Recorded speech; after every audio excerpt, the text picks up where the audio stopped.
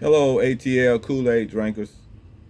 I'm coming to you after this NBA uh, uh, draft day and draft days going on, and I'm coming to you to talk about it, give you my opinion, give you my commentary on what's going on and what I feel about it.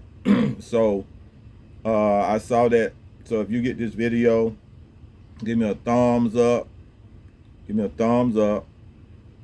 Ring the notification bell, subscribe. I only have 76 subscribers, so go ahead and if you want to help me out a little bit, go ahead and subscribe. Kick me on up to the subscription and stuff a little bit. And but I'm here to talk about what's going on with the Hawks and everything today. From what I take from it, that Ansa had already drawn up a really good plan for how he was going to go into this draft, and he had already had his mind made up, and what he was going to do with the 22nd pick, and what he was going to do with what he was going to do at the 13th pick, and basically I think he already knew what player he wanted and how he was going to go about getting that player. I really think that's from my opinion, from hearing him talk about ASA Newell in his interview, was that he really had his eyes on him for a while, and I think they had came to the conclusion that they liked the young man, and they was going to go after him and get him. And hey, okay, that's what his plans were. That was good. So, but Ansi went on, and he had a plan on what he was doing, and it was not none of my stuff was not in his picture of what he was planning to do. None of my players, Yang or Maxine Reynaud, was selected in the draft, which I thought was being an opportunity. Which this draft right here was really, really good on really good centers coming out in this draft. I don't know about what 2026 have and what his plan is on who he planned to get in 2026 and what he made with New Orleans on trading Queen, which we selected Queen at 13 and traded them to the New Orleans Pelicans, and we ended up getting. So we made an agreement that they were going to select ASA Newell at 23, and they was going to give us uh, our pick. I mean, they were going to give us the 23 pick, and we were going to get ASA Newell at 23, and so we end up trading Queen to them at 22. Uh, in a sense, well, at 13, they had 22, we had 13. They had the 22 spot. We ended up trading Queen to them, an agreement that they was going to give us the first round pick, one unrestricted, which that's what they did, and when we got down to our spot to select our player, we picked ASA Newell. So uh, I was hoping that we would have got centers, but that's okay. We did get us a center before the draft started. He went out and got Christoph Porzingis, which he's a guy that everybody understand and know, right? He's a household name.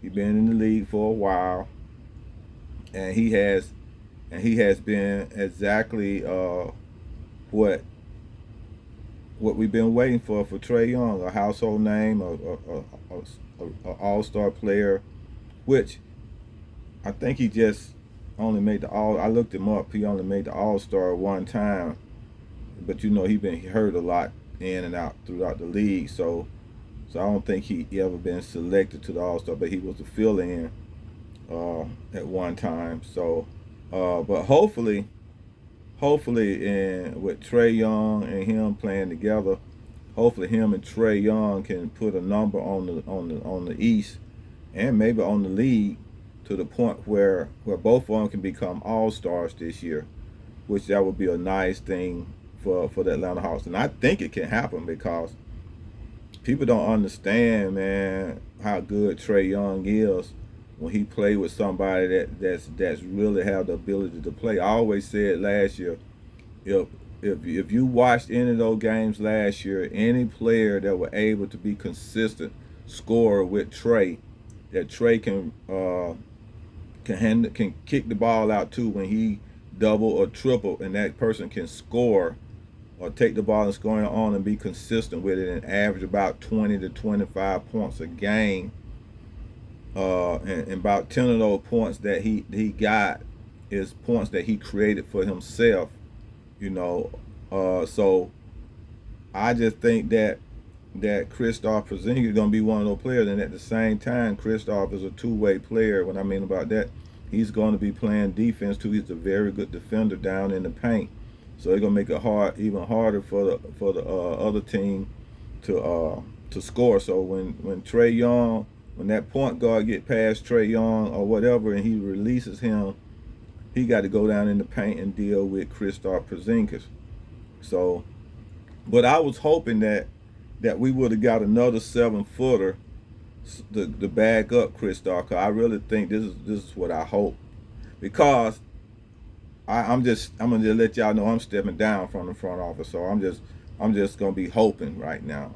You can call me I'm ATL Kool-Aid drinker, but I'm drinking the Kool-Aid in a sense, saying that we are going to be good because of Kristaps Porzingis. And I think if we can get 60, if we can get at least 83 games throughout the year, we can get 60 games out of Kristaps Porzingis. I really believe that we can win 50 of those 60 games out of Kristaps, with Kristaps Porzingis playing 60 games. I really believe we can win 50 games. If we do that, we'll be we can possibly be at the top of the East. Okay, top 6, top 5, top 4. Oh, the game gonna be unchanged, bro. And if Okongwu end up being still on the team, oh man, I mean I just can't see Okongwu, man. I mean, coach gonna have to really do a really good job with Okongwu, man. As for like when we change rotations and we go small, maybe that will work or whatever. Or we have to make sure, this is most important, man. We're gonna have to make sure that Moji is on the floor with Okongwu, man, to help Okongwu out on the defensive side. Now, I have no problem with Okongwu offense and some of the other stuff he do, but coaches, we gonna have to need Moji to be that 6'11", almost 7-foot guy that's gonna be on the floor with Okongwu. Okay. So I don't know how you're gonna mix and match this thing. I'm not gonna even try to tell you how to coach. Like I said, I'm just gonna be hoping that you coach right, hope you move everybody right, and I'm just gonna sit back and just cheer for what happens. But the most of the thing that I want to do, I want to see Trae Young and Porzingis entertain the audience, and entertain and win by winning at the same time. Because I know this is going to be a beautiful thing between these two guys. And then we got Karis LeVert. He is another guy that can create his own shot. Man, if Larry Nance, they re-signed Larry Nance, I really, really hope that he can stay healthy also. You know, so this is what I'm looking at here. Now, this is some new stuff that just came out. So I know these guys going to be G Leaguers and stuff like that. Now, you know what I said about Keaton Wallace, right? Now, I'm really hoping that Keaton Wallace gives a chance if Kobe Buffkin cannot be that guy or coming back. He still got a contract, and I'm sure this is last year and everything.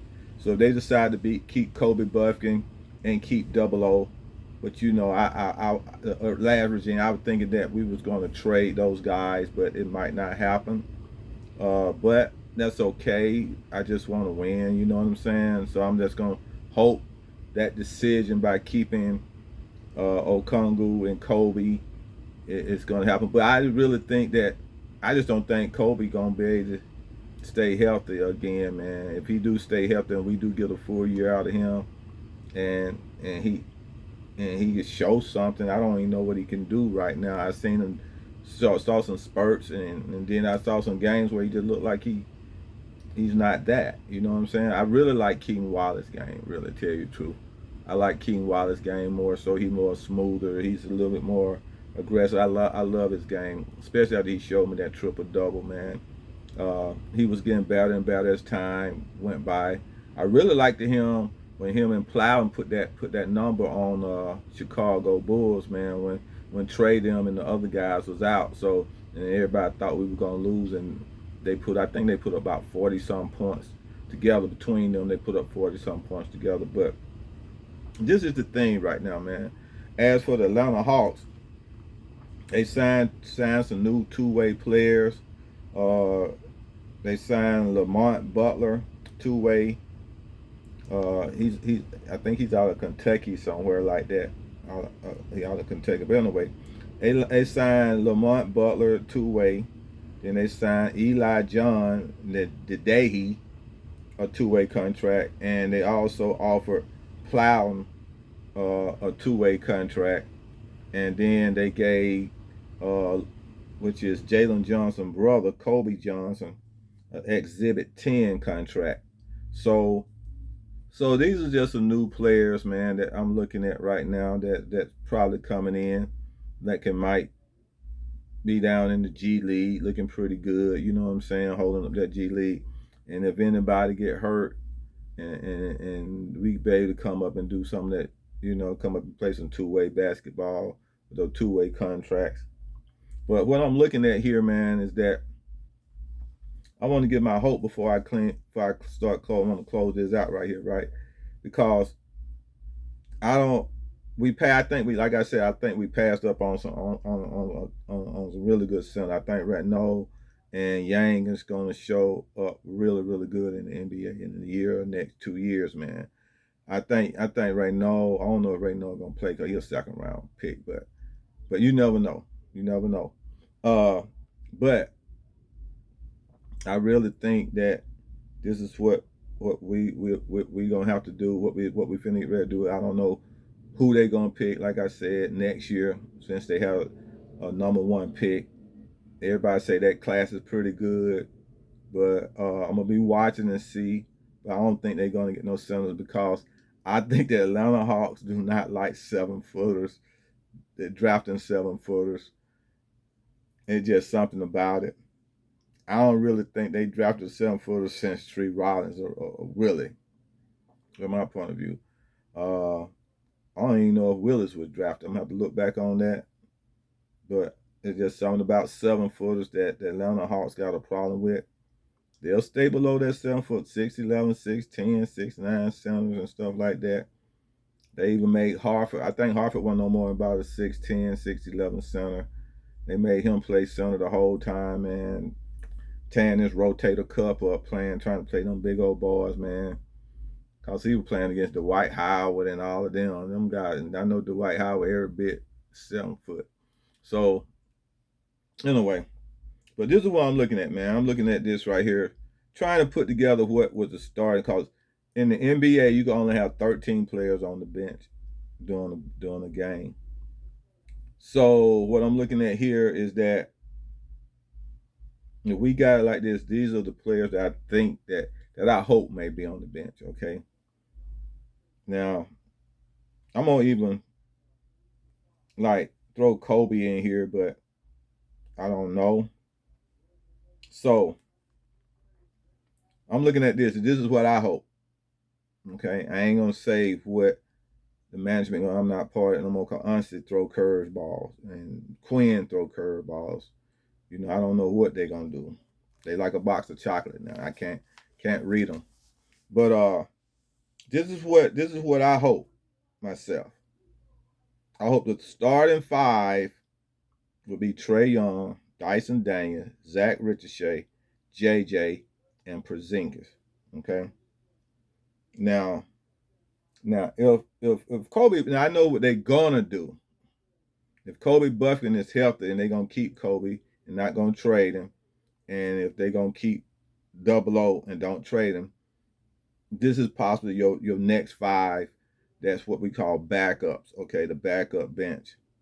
And what I mean about this, you gonna either be Kobe Buffkin or Keaton Wallace. as your backup point guard. Okay. Harry LeVert as your 2. Vic Krejci as your 3. So then this is where it gets sticky right here, right? So you're gonna have Double O as your backup center to Porzingis. Then you got Larry Nance and Mo G as your backup behind JJ. Okay. Now I don't know what they're gonna do with ASA Newell, whether they're gonna keep him up, whether they're gonna send him down to the G League, but there's a chance that ASA Newell, Matthew, and Mo G could be on the bench, or vice versa. Okay. So you can't have 13 players on the bench. So that's what I'm looking at. And I'm saying good luck to Coach Quinn, because he got something on his hand, you know what I'm saying? But then you got other players that I've been looking at that's also on the team that they could possibly you know, be on there. And that's we got also that's down in the G League, probably down in the G League again. Dominique Barlow probably be in the G League again. And Jacob Toppin. So that guy will be down in the G League again too, Jacob Toppin. Which I do like Jacob Toppin. So he'll probably be one of those G Leaguers, and along with Barlow back down in the G League. But Barlow have a two-way contract, two-year contract. We'll see how that works. But Barlow and Toppin, you know, along with the new two-way contract guys. We'll see what they're gonna look like. I think some of these guys will probably be playing in the summer league basketball game, which I think that summer league thing started about July 10th. So around July 10th, we should see what we have and everything. But hey, guys, look, Atlanta Hawks got the player that we need, Kristaps Porzingis, to play with Trae Young. They're looking up. It's gonna be some good Kool-Aid drinking right here. I'm looking for it again. Like I said, we should be able to get that spot, you know, for the Atlanta Hawks to be in that 6th or 5th spot this year, getting into that playoff and not the play-in. It's gonna be the first time y'all gonna see Trae Young actually play with a bona fide player they're gonna average 20 points or more a game, and I mean consistently. He gonna average 20 some points a game. Period. He's gonna be a really good threat. He shoots high from the 3-point percentage, and I heard some people be talking about that which one was better, DJ or Porzingis gonna be the better player. Oh man, Porzingis gonna be a whole lot better player. He bigger, he taller, he play two-way, he defend the board, and he shoots a 3-pointer at a higher clip than DJ would ever think he could shoot. So that was really the major problem with DJ being at the 2, because he couldn't shoot the ball. He can't shoot consistently. He didn't have a high percentage from shooting the 3, you know, and when you need him. So being consistent too, and I think that's what Porzingis can do, is be consistent. So I can say, stay healthy, Porzingis. Do what you got to do. I know you playing ball now. Hey, look, get some rest, man. We don't need you sick and everything. Find out what your problem is. We need at least 60 games out of you this year. All right. If y'all hear this right here, you get this right here, this video. I want you to give me a thumbs up. Okay. Hit the subscribe if you haven't already subscribed. Leave a comment on what I talked about. You can let me know whether you like what I talked about or not, and what you think, what's going to happen this year, you know. So I can say, all right, ATL Kool-Aid drinkers, we can drink Kool-Aid. I am so happy to see, since we got Porzingis, that we had a whole board of people drinking the Kool-Aid with me. So I should have no problem people drinking the Kool-Aid with me this year. All right? Looking at you, go Hawks.